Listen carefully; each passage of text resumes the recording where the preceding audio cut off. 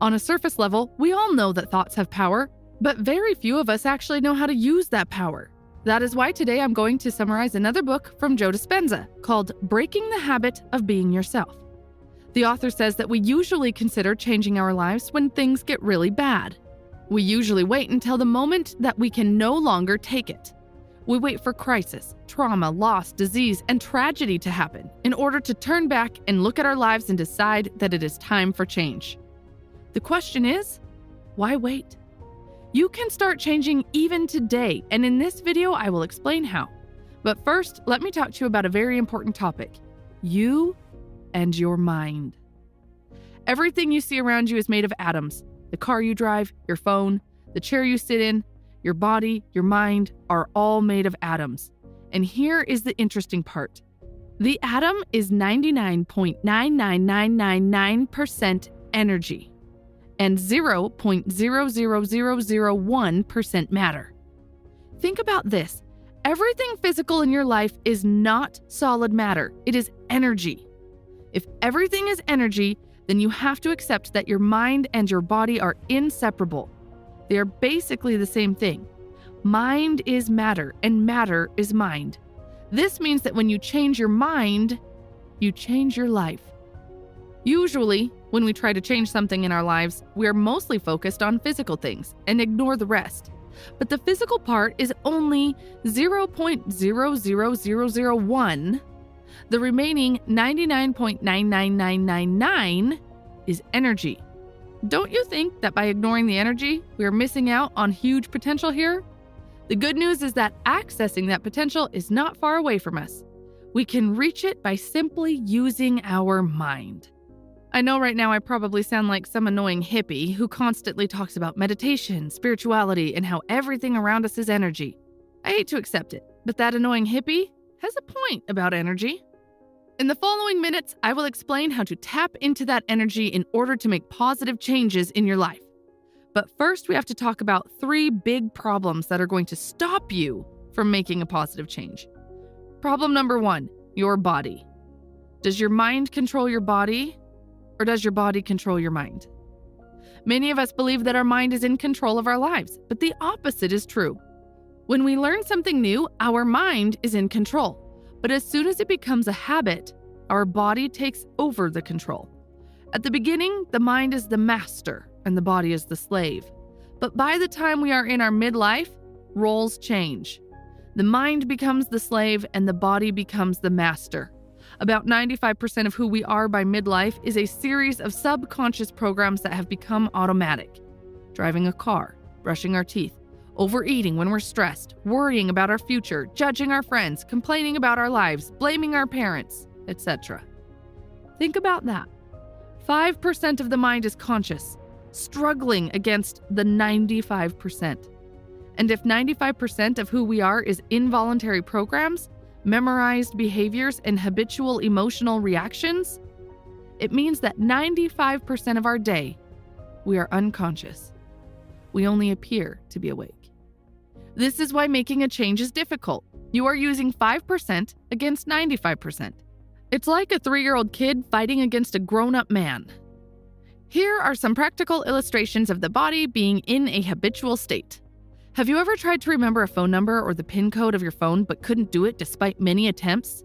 However, as soon as you picked up the phone, your fingers dialed the number? Or have you ever forgotten the PIN code of your ATM card? But as soon as you put the card into the ATM, your fingers dialed the numbers? Take, for example, a mother driving a minivan to drop her kids off at school.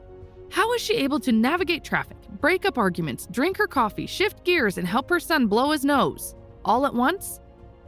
Much like a computer program, these actions have become automatic functions that can run very fluidly and easily. So a person may consciously want to be happy, healthy, or free, but the experience of hosting 20 years of suffering have subconsciously conditioned the body to be in a habitual state. We live by habit when we're no longer aware of what we're thinking, doing, or feeling. We become unconscious. The greatest habit we must break is the habit of being ourselves. When the body becomes the mind, our mind goes to sleep and the body takes over. The mind might think it's still in charge, but the body is influencing decisions. Now, Let's say the mind wants to get back in control. What do you think the body is going to say? Where have you been for the last 10 years? Go back to sleep. I've got it under control here. Then we're back to the same old, thinking the same thoughts, performing the same actions, but expecting something different to happen in our lives. The body is very powerful and has a lot of tools in its toolbox in order to stop you from making a positive change. It sounds strange and does not make sense, but your body actually wants to keep you unhappy. The body hates change. That is why as soon as you make a decision to go to the gym or make some other positive changes in your life, the body starts sending alarm signals. And the next thing you know, you start to hear the chatter of thoughts like these in your head. You're too tired today. You can start tomorrow. Tomorrow's a better day. Really, you can do it later. If this doesn't work, a second sneak attack occurs. So it starts picking on you a bit. It's okay for you to feel a little bad right now. It's your father's fault. Don't you feel bad about what you did in your past? In fact, let's take a look at your past so we can remember why you are this way. Look at you. You're a mess. A loser. You're pathetic and weak. Your life is a failure. You'll never change. You're too much like your mother. Why don't you just quit? As you continue this awfulizing, the body is tempting the mind to return to the state it has unconsciously memorized. Again, on a rational level, that is absurd. But obviously, on some level, it feels good to feel bad. Most of us can relate to this little scenario. It's no different from any other habit we've tried to break. Whether we're addicted to cigarettes, chocolate, alcohol, shopping, gambling, or biting our nails. The moment we cease the habitual action, chaos rages between the body and the mind. Some people believe that positive thinking is the answer to make a change. I'm sorry to tell you this, but positive thinking never works. Many so-called positive thinkers have felt negative most of their lives. They were in a polarized state most of their lives. They consciously think one way, but they are being the opposite. When the mind and body are in opposition, change will never happen. Body and mind have to be aligned. For example, how many times have you tried to create something, thinking in your mind that the end result was possible, but feeling in your heart that it wasn't? What was the result of that incoherent thinking and feeling? Why is it that nothing happened? True change happens when your thoughts and feelings are aligned. And to do that, you have to unlearn old thinking and feeling patterns and then relearn new patterns of thinking and feeling based on who you want to be. Problem number 2, your environment. Have you seen a movie called Groundhog Day? It's a comedy movie about a guy who is stuck reliving the same day over and over. Despite all his efforts, he always wakes up on the same day and relives the same events and sees the same people over and over again. Now, why am I telling you about this movie? Well, most of us live our lives just like the guy in that movie. At least in the movie, the guy constantly tries to live in a new day, but you're not even fighting against the monotony of your life. For example, you probably wake up on the same side of the bed, slip into your robe the same way as always, look into the mirror to remember who you are, then shower, following an automatic routine. Then you groom yourself to look like everyone expects you to look and brush your teeth in the usual memorized fashion. You drink coffee out of your favorite mug and eat your customary breakfast cereal. You put on the jacket you always wear and unconsciously zip it up.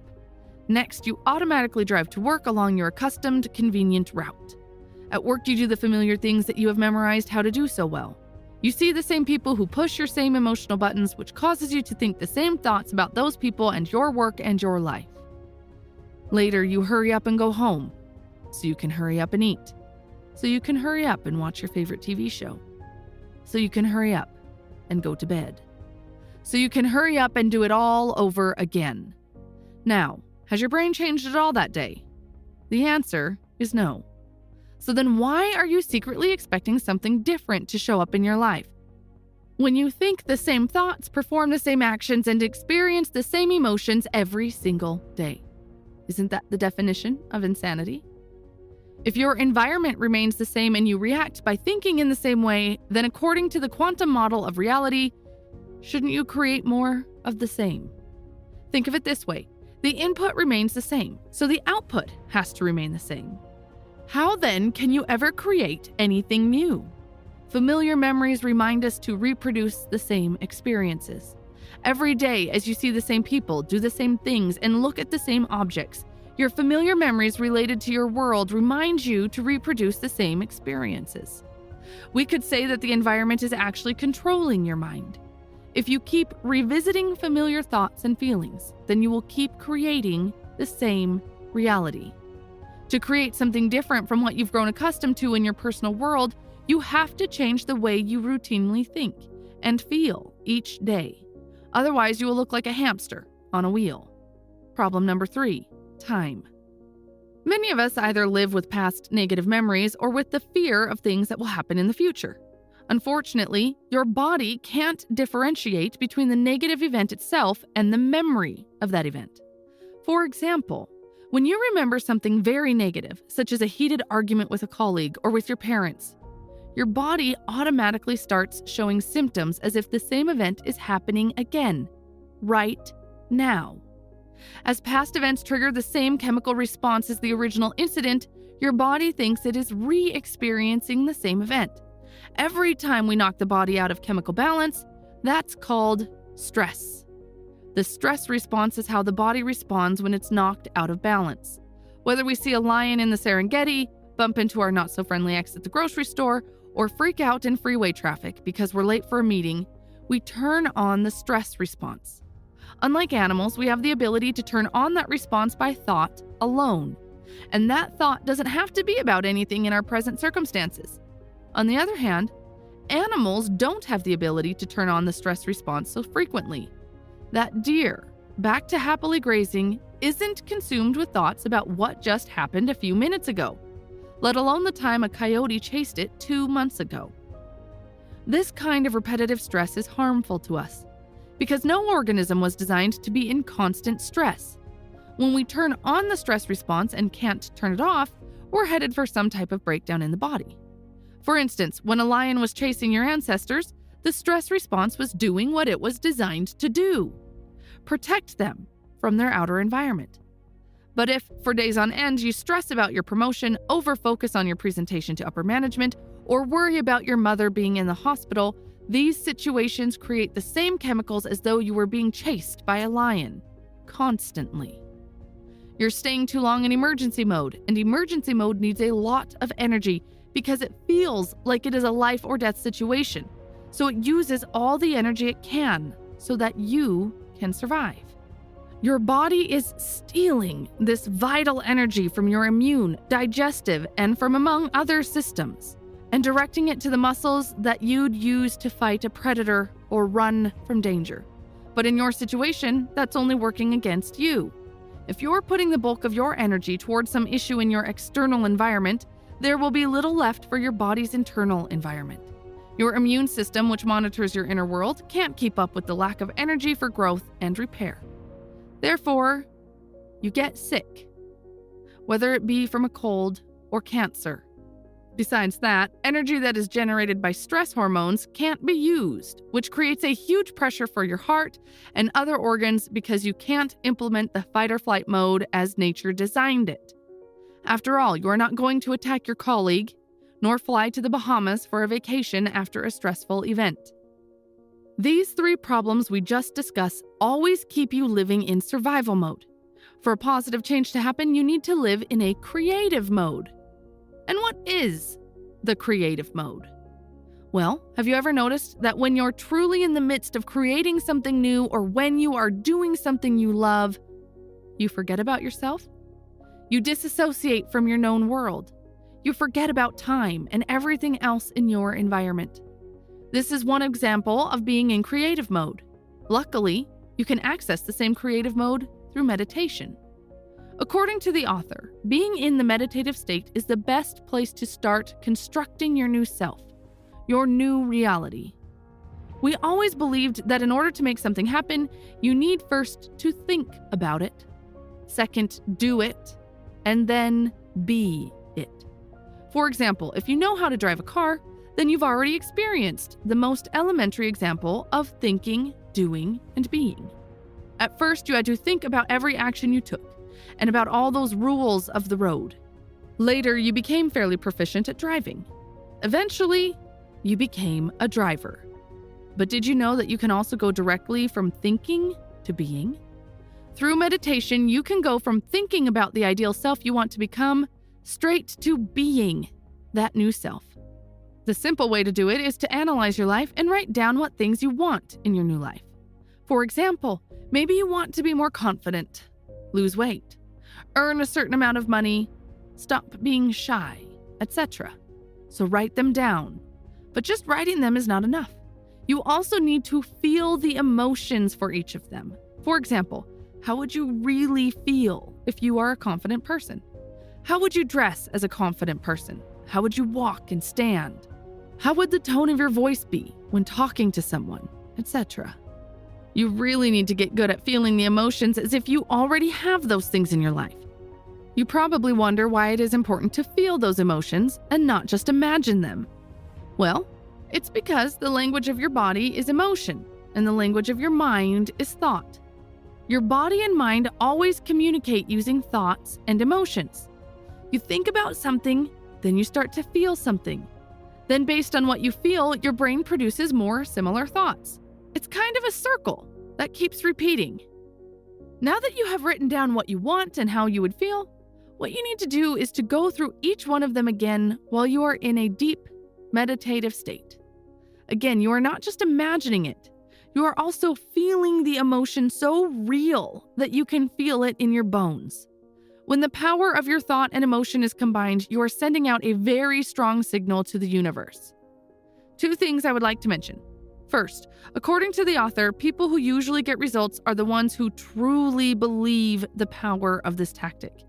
Second, you should never worry about how you will get what you want. You just need to know what you want and how you would feel to have it. Leave the rest to your subconscious mind. The how will come in the least expected moment and from the least expected place. In fact, when the solution appears, it should shock you. You should be in awe, thinking how it all happened. Thanks for watching, and I hope it was useful.